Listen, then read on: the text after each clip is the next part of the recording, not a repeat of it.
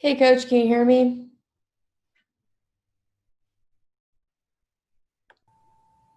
Hey coach, how's it going?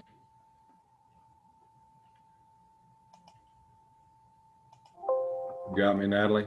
Yep, I got you. How's it going for you? Good.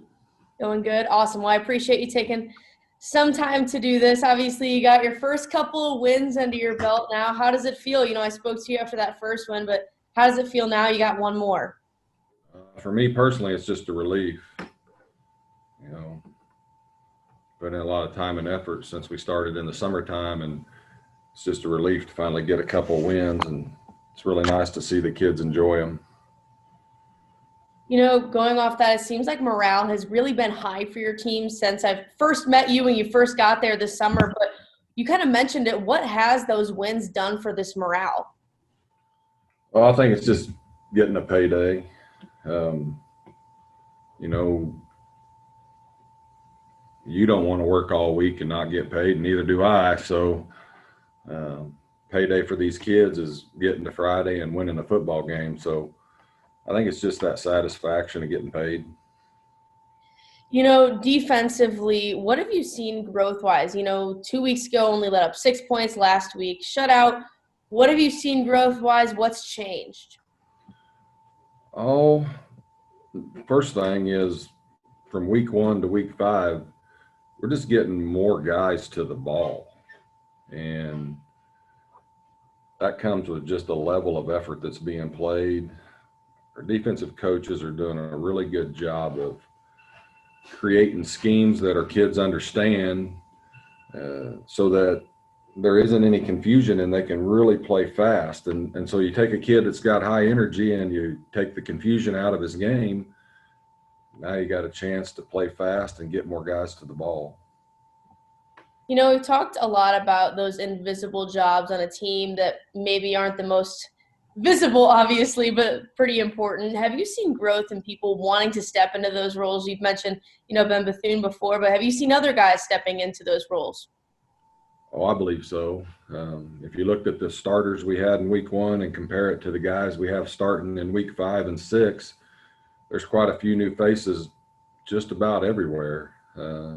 Even on special teams, we're finding some guys, even some younger guys that want to come in and do a job. It might not be the most glamorous job on the football field, but they want to come in and do a job for us. So um, I think if you compared people you saw on the field in week one to week 5 and 6, you're going to see guys that are wanting to get out there and just do their part, make be a part of it and fill a role for us.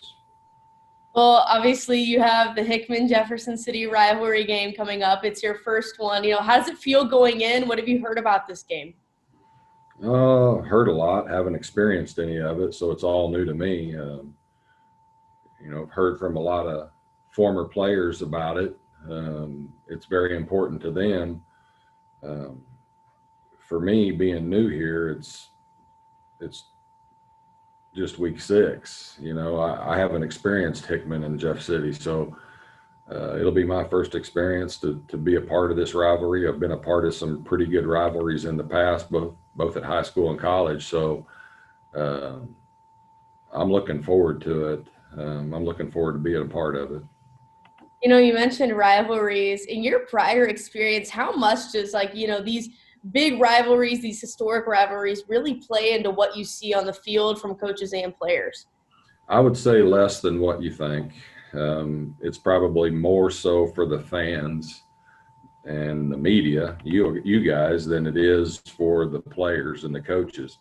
The best football teams that I've ever been a part of, Natalie, they were the ones that from week to week you couldn't really tell whether they won or lost the week before. Their practices were pretty similar. Their prep leading up to the game and even game day was pretty similar.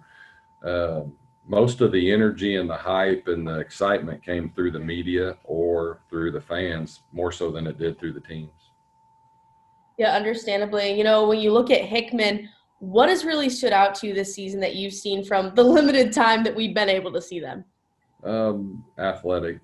I mean, even with their linemen, especially their defensive linemen, they're athletic. So you got to try to find a way to neutralize what they do best, and if you can do that, um, coaching cliche is try to make them play left-handed, and so the first thing that stands out to me is the athleticism of their team. You have this momentum right now. How do you keep it moving forward? You just mentioned You treating got every to game win. the same. You want to keep the momentum, you got to win. It's that simple. Sometimes we're just on 7-day contracts here, so the momentum comes with the final score. I ain't gonna lie. And I've had some coaches in the past try to preach about a moral victory. I don't think there's a scoreboard to a moral victory. So if you want to keep the momentum, you got to score more points than the other team. That's pretty much the bottom line of the whole deal. Awesome. Well, I appreciate your time, Coach. Short and sweet. So good luck on Friday night. All right, thanks, Natalie. Awesome. Have a good one.